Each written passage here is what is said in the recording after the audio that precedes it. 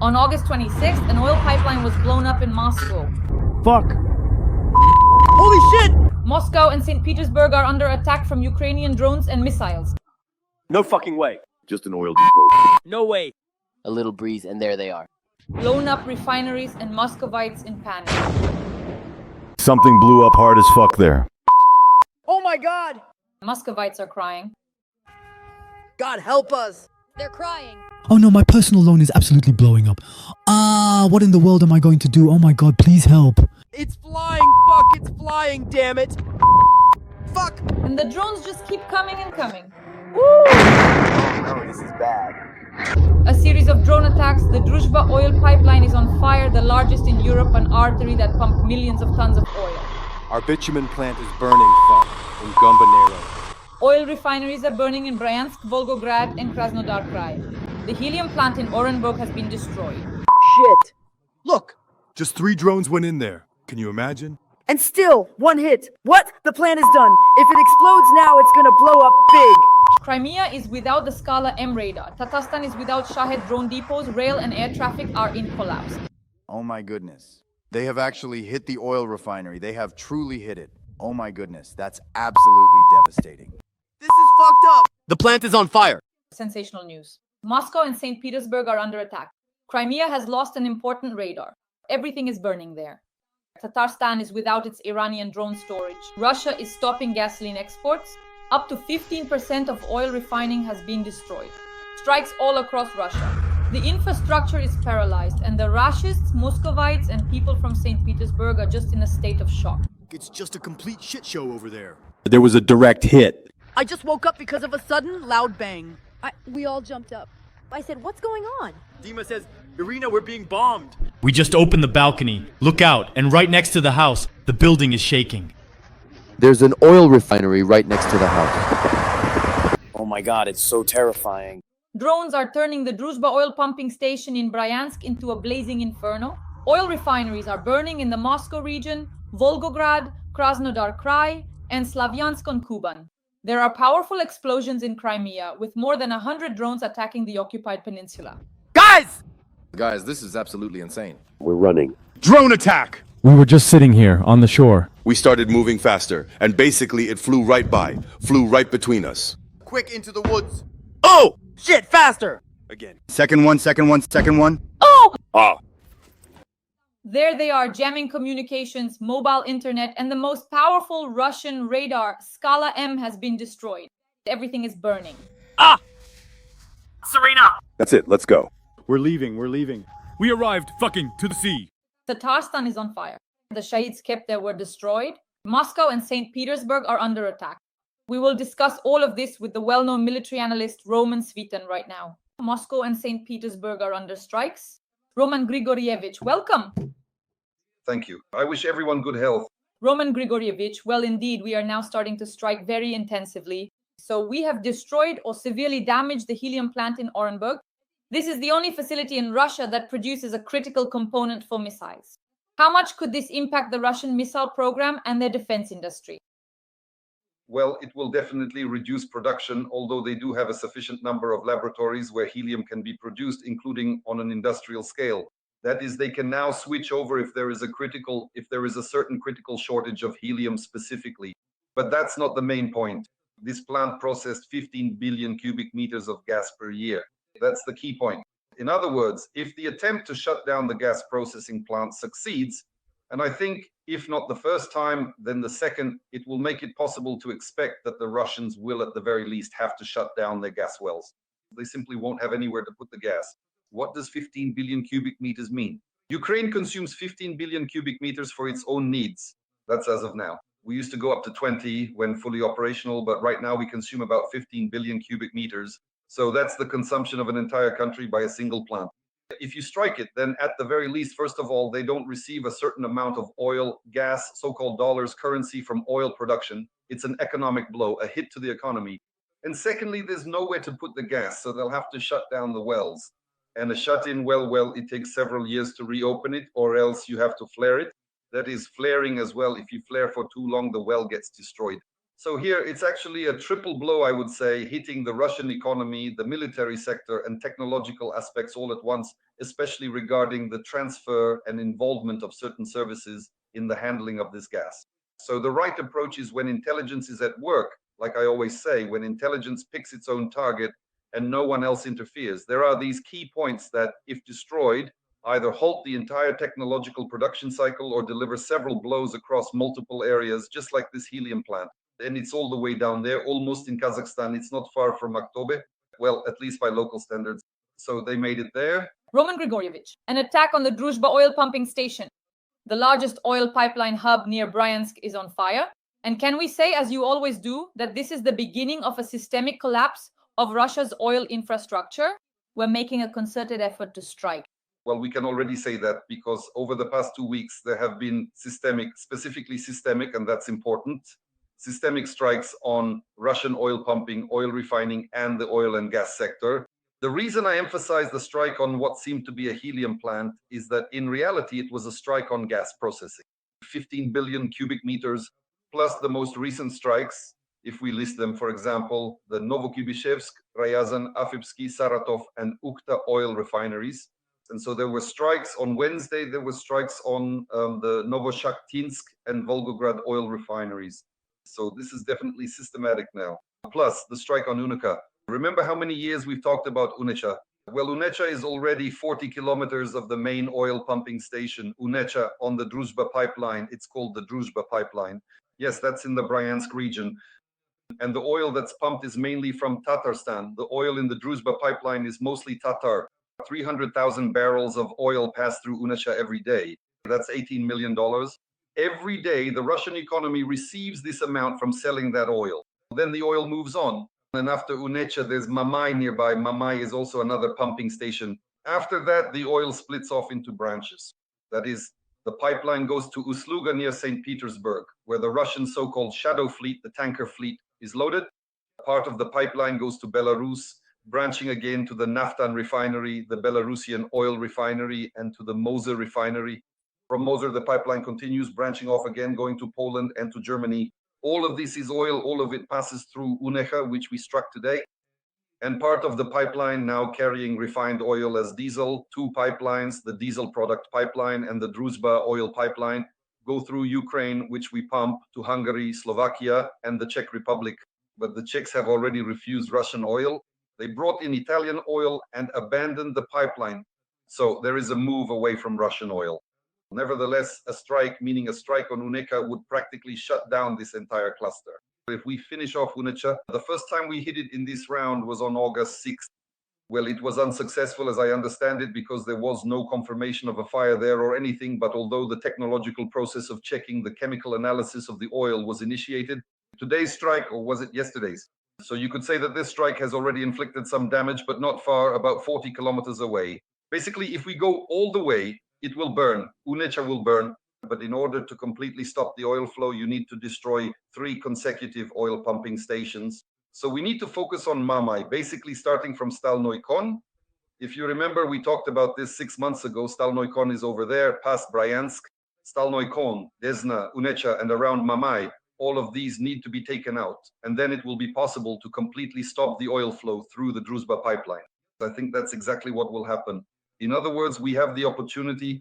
The main thing is that our hands aren't tied by various mechanisms like they were at the beginning of the year when, by the way, we started with that same Unecha.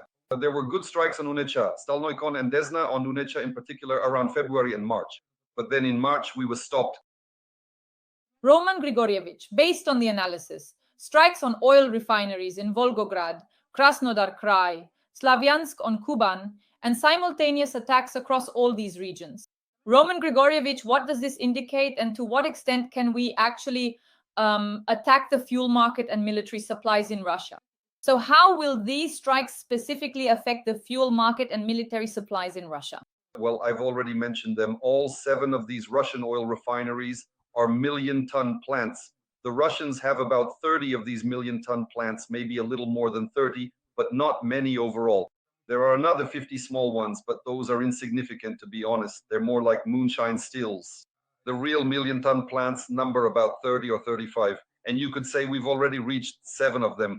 That's a quarter, well, a third, a quarter, a fifth, a quarter, depending on which ones are operating and their production volume. We can stop, completely shut down all Russian oil refining. And if oil refining stops, oil production will stop. Halting oil production will lead to the shutting down of these oil wells. There are thousands of them, but nevertheless, they will have nowhere to send the oil, so they'll have to shut them down. It can take years to reopen a shut-in well. Sometimes you have to wait for everything to settle because there are certain factors related to water injection. Well, that's just the technological cycle. And that's why strikes on oil refining are so important for us. Taking out refineries first will hit the Russian economy and lead to the beginning of Russia's collapse. That's the only way to defeat Russia. And naturally, the fuel that was supposed to go to the Russian army simply won't get there. It won't be produced. Strikes on plants that produce aviation kerosene are especially important. By the way, the first two plants, Novokuybishevsky and Ryazansky, they produce aviation kerosene, or rather, they used to produce aviation kerosene. And so the strikes were accurate, the targets were chosen correctly. The main thing now is not to stop, so that in the near future, all those people, the whole crowd who are trying to tie the hands of our armed forces in dismantling the Russian Empire, don't force us to stop striking the oil refineries by pushing for some kind of air ceasefire or something like that. If this kind of work continues for half a year, just look, 7 oil refineries in 2 weeks. By the end of the year, the Russians won't have a single one left, and we'll reach the Omsk refinery too. If we've already reached the Orenburg refinery near Kazakhstan, then believe me, we have plenty of Kazakh acquaintances who will help us at the very least get to Omsk as well.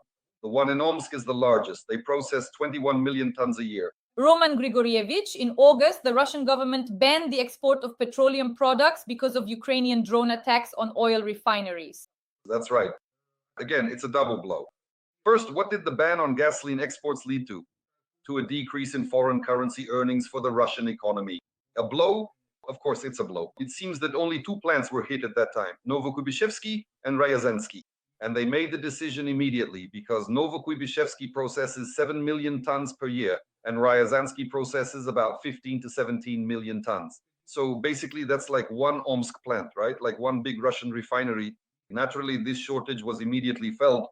And moreover, why is the shortage so noticeable? Because the movement of the Russian army began. An army on the move consumes a huge amount of fuel. Naturally, there isn't enough. Either the army won't have enough, or it's still harvest season, so for the harvest or for private or rather civilian use. Of course, they had to make the decision to restrict gasoline exports, and immediately gasoline prices started to rise, at least on the markets, on those big markets, on the wholesale markets.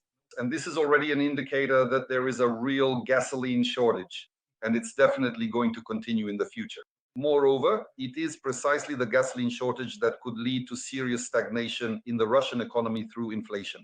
Because, well, 50 and sometimes even 70% of the price of Russian goods is actually the cost of delivery. That is the price of gasoline itself. Naturally, if gasoline starts getting more expensive, then consumer goods for Russians will also become more expensive. And Russians live by their TV and their refrigerator. And then this herd, if they open the fridge and find nothing there, just a fig with poppy seeds, well, they'll lick the poppy seeds, obviously, and just look at the fig. They'll start to moo, and not just moo, they'll start looking for horns somewhere to butt heads. This is a big problem for Putin. This is actually what he fears most. When this Russian herd that moose and bass starts looking for something to eat because their salaries just aren't enough to fill the fridge. You can't really feed yourself much with a TV. You can only feed your brain, but your stomach has nothing to do with the TV. Roman Grigorievich, last night more than 100 drones attacked occupied Crimea. There is information that the Skala-M radar in Crimea was destroyed. This means the loss of the ability to control up to 350 kilometers of airspace. And what does this now mean for the defense of occupied Crimea and the use of Russian aviation, Roman Grigorievich? Well, there's not just one radar there. These are radars of the enemy's radio technical troops, and they are being destroyed, well, maybe 3 to 5 per week for sure. In other words, there is a systematic clearing of Crimea going on the one hand, and on the other hand, an interesting action is taking place. After we destroy the radars, the Russians take these radars and anti-aircraft missile systems, say, from some oil refinery and transfer them to Crimea. Crimea is their priority. And naturally, that means you don't have to run all over Russia destroying every air defense system. You can just focus on Crimea. They'll bring them there themselves, just like in Chornobyivka. So it's like a big Chornobyivka. How many times was it? 30 times they struck new Russian troops and equipment in Chornobyivka. So these are the strikes. So it's the same situation here in Crimea. You can focus on destroying all of the enemy's air defenses through Crimea. They'll bring them there themselves. They'll leave their rear areas exposed, but they'll try to protect Crimea, the Kerch Bridge. Today's strike on Crimea, which we're talking about now, is exactly one of those attacks. Moreover, it was a large-scale attack. It wasn't just the radar that was hit. The strikes were mainly carried out on Feodosia, on the Kerch Bridge, and in the area around the Kerch Bridge, and on the Port Kavkaz, which is next to the Kerch Bridge and is used firstly for pumping fuel into Crimea. There are pumps there. There are, of course, railroad ferries that also go to Crimea. They are loaded on the Caucasus side, where there are railway tracks, and then they are unloaded in the Kerch area. So this is a massive strike on Crimea. I think within a day, the General Staff will confirm it after decoding the active monitoring data, or at least the centers will show where the strikes were delivered, but the strike was serious. So the strike targeted Feodosia, some military facilities, and the port of Kavkaz. Roman Grigorievich, and I watched some material related to occupied Crimea, and it reported that the Gauleiters, the occupiers, the occupation authorities made a statement that now, in the territory of occupied Crimea, there will be no mobile connection or internet at all for a very long time. This has been done so that they can fight against the drones of the armed forces of Ukraine. So now they've shut down mobile service and mobile internet on the occupied peninsula. What does this indicate? They're afraid right now at this very moment, and that's why they're doing this. From a military logic standpoint, that's exactly the case. Why? Because there is a certain protocol for protecting high-risk facilities, as they call them, like the Kerch Bridge, for example.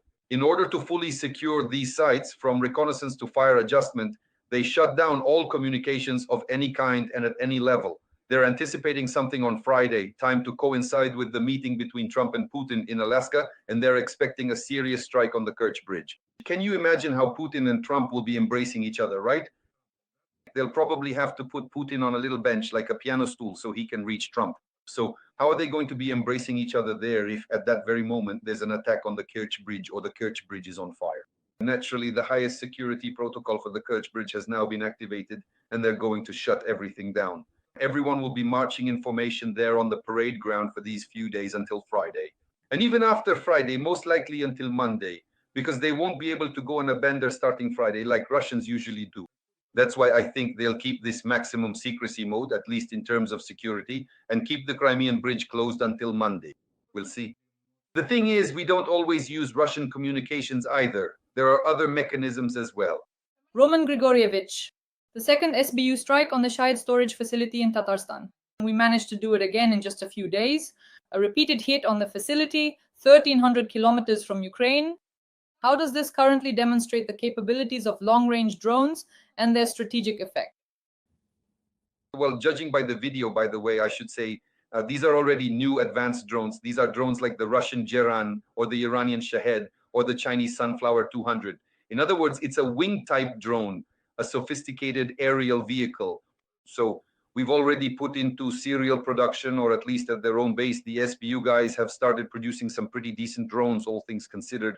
The thing is, it's precisely the wing configuration that allows, if there's enough fuel and a good engine, to push this drone several thousand kilometers. It all depends on the reliability of the engine and the amount of fuel. So they've gone into this area, and it's the right direction, the right path, because fixed-wing drones are, of course, better used at short ranges. At least that's how we use the Beavers, right? Or, for example, those same fierce An-196s. So a fixed-wing type is actually quite easy to shoot down since its speed is lower, but a wing can be accelerated to good speeds, and eventually you could even install not just an internal combustion engine, but a turbine as well, without significantly changing the configuration of the aircraft itself. So they're already thinking ahead. And basically, if the SBU has taken this on, then believe me, they're doing a great job in this regard. First of all, when it comes to target designation and carrying out combat missions, they've made significant progress, as well as in the production of this kind of drone. And as for the fact that the Geran drones are now Russian-Chinese, and because they're Russian-Chinese, they can produce a lot of them. So what is a Geran? Right now, the Geran is a body cast in Russia. The body is Russian, but the Chinese have already set up a factory in Russia for the engine. The internal combustion engine is still produced in Russia, but the turbines are currently made by the Chinese. This is for the Geran 3. Most of the components and assemblies, especially the servos and some control systems, are Chinese. Over 50% of it is Chinese made. And the main board is also produced there. So that's what the Geran is. And now they've started producing a lot of them, about 150 to 200 per day. They use up to 100 against us, which means they store about 100 in their own warehouses. These warehouses were identified by security services and drones were sent there. As for the extent of the damage, I think confirmation will come in sometime. But we have to keep working. Even at distances of 300, 1,000 or 1,500 kilometers, these drones can reach their targets. The main thing is to scale up production and keep striking there constantly. Believe me, this issue can be solved. We can reduce the number of gerans in the warehouses and eventually get to the production sites themselves, because production needs to be stopped, and not just in Russia. Without destroying the production facilities in China, we won't reach a certain level. In the end, even if we destroy all production in Russia, they'll just move it to China and start bringing in Chinese drones. Roman Grigorievich, here is some fresh information to confirm your words. Bloomberg writes, the Saratov oil refinery has stopped receiving oil after the latest drone attack. This could affect gasoline supplies. The situation is dire. It belongs to Rosneft. Roman Grigorievich, please comment on this. This Saratov plant on the banks of the Volga used to receive 7 million tons of oil. So, the Volga divides the area essentially into Saratov and Yelnitsa. Saratov is on the west bank, Yelnitsa is on the east. And this plant was right on the bank of the Volga. Naturally, it was only a matter of time before we reached it. The main thing was to give the order to allow strikes, as they say. The question is, why was it forbidden before? That's another issue. That's Article 111 of the Criminal Code. And once the strikes began, naturally, the Saratov refinery was immediately hit. It's not going anywhere. It's been standing there for 90 years. That plant is 90 years old. If I remember correctly, the plant is called creaking. So it was only a matter of time before it got hit. It was hit. The combat mission was accomplished. I think it was the Unmanned Systems Forces, our SBS operators, who carried out the mission. By the way, they also have AN-196s. These are those fierce Antonov drones that struck the target, and it came to a complete stop. So you could say that now the Russians will have to figure out what to do with at least 7 million tons. And most likely, since they can no longer send additional oil to foreign markets, they'll start shutting down their production infrastructure, and there will be a shortage of gasoline. This plant mainly produced gasoline and diesel. And naturally, this gasoline and diesel won't reach either the domestic market or the foreign market because it's closed off, not even to the Russian army. And actually, it didn't really supply Moscow that much. In order to cut off, say, fuel supplies to Moscow and the Moscow region, you'd have to shut down 2 more plants. To shut down a plant, so who supplies there? Mainly it's the Kapotnya, the Kapotnya oil refinery. It supplies almost half of the gasoline and diesel for Moscow and the Moscow region. And if we do manage to finally destroy this Druzhba oil pipeline, shut it down along its entire route, then the Moser oil refinery, which used to send the other half of the fuel to Moscow, well, that was the Belovezhskaya Moser oil refinery. Muscovites, besides not being able to fly out, now won't even be able to leave by other means. So just imagine spending the velvet season sitting somewhere in Moscow's basements. Roman Grigorievich, a very important topic is the enemy's offensive, the enemy's advance near Dobropolye, and the threat of encirclement of Pokrovsk and Mirnograd. Let's start with Dobropolye. A breakthrough of 15 to 18 kilometers. Kucherov Yar and Zolotoy Kolodets have been captured. At this point, is this a local tactical operation or the beginning of a major enemy offensive? Well, the thing is, when carrying out the tasks of the first wave, these are shaping operations, so-called reconnaissance in force, an attempt to break through the front lines, after which the second wave moves in. The second wave, which is now starting to approach, we can already see it. Equipment, ammunition, fresh personnel, so to speak, they can enter the breakthrough if it happens, right? And then they could move into open operational space, whereas they say no one has set foot and go wherever they want, as far as they can, until they run out of fuel. But right now, there is no such breakthrough, even though everyone keeps talking about a breakthrough. No, there is no operational breakthrough. What we have is operational infiltration through our positions. But why did this operational infiltration happen? Because we don't have enough troop density along the line of contact, especially on the main section from Pokrovsk to Konstantinovka. Well, it's not enough. Everyone understands that perfectly well. Roughly speaking, there should be 3 strong points per kilometer, meaning a company should cover 1 kilometer. But sometimes in our case, a company covers several kilometers, and there's just 1 strong point for several kilometers. Naturally, the Russians can slip through between these forward strong points in sufficient numbers to then regroup somewhere in the rear and cause trouble at distances of 10 to 15 kilometers. So that's how they broke through. But in reality, they didn't actually break through. No one saw them. They slipped through, and then started causing chaos in the rear, as they say. And then Deep State drew a map showing a breakthrough as such. But there was no breakthrough. And at the moment, a decision has been made to send reserves there to plug the gaps in that direction. Well, how about us? How long have we been talking about this? We've been talking about this for 3 months. Syrskyi needs to make a decision. He should have decided not to run around the Sumy, Kursk, Kharkiv, and Belgorod regions, but to focus on the Eastern Front. Why? Because the main objective for the Russians is to capture the Donetsk region. Naturally, they will put pressure on Mirnograd and Pokrovsk, because without Mirnograd and Pokrovsk, they won't be able to get to Dobropilya. And without Dobropilya, they ultimately won't be able to advance from the west toward Kramatorsk, Sloviansk, and Druzhkivka. In other words, this operation is obvious. It's right there on the map. And our third line of defense was holding the Russians back quite well until Syrskyi started reducing the troop density. Why did he start reducing it? Let them figure that out themselves. Did politicians tell him to do it? Did he come up with it himself? Did he decide to make a run for it? Or did he just plain decide to give up Donbas?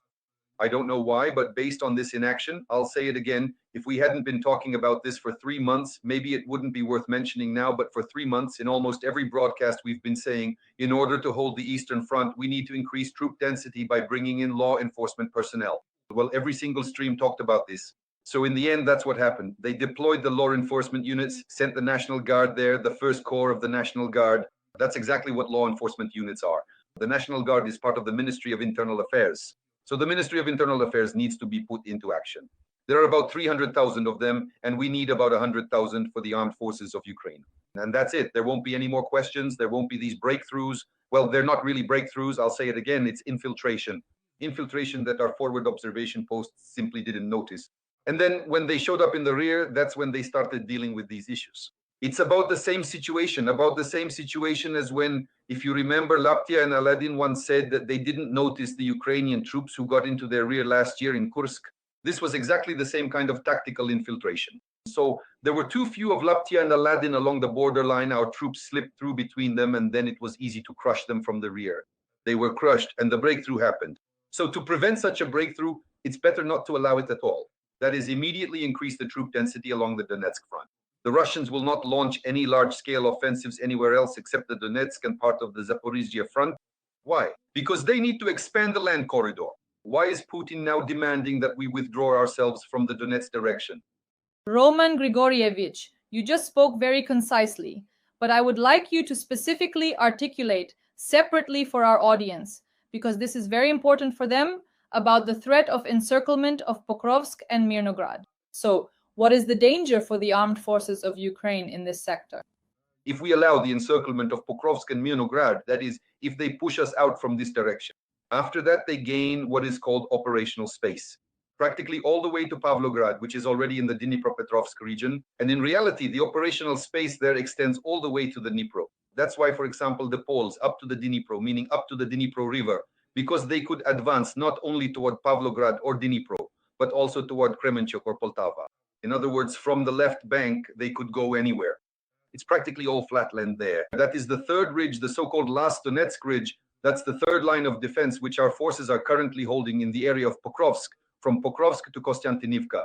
If you let them through, then only the Dnipro will stop them further on. I mean, the Dnipro River. Do you know why the Poles are now building a defense system, and where? On the Vistula. Not along the border with, say, Belarus or even the Kaliningrad region, because it's flat terrain there as well. The first real obstacle is the Vistula. That's why they're building a certain defensive system on the western bank of the Vistula. And they're absolutely right to do so, by the way. That's exactly the right move. So we must not allow the Russians to break through the third line of defense. Otherwise, we'll end up chasing them on the right bank of the Dnipro while they're already moving around the left bank near Kherson. In other words, this is a very dangerous situation at the moment. And why have we been talking about it for 3 months? It's not just idle talk. Stop running around Sumy and Kursk. Russians aren't going to advance on Sumy and Kiev from the Kursk direction. Don't believe those crazy deputies who've worn their hands to the bone digging Kiev's defense system. There's no need to dig in around Kiev. They won't reach Kiev, so pull those deputies back. Let the Verkhovna Rada focus on passing some laws instead. Otherwise, in their foolishness, they'll end up digging all the way to the center of the earth. They're the ones who started digging around Kiev.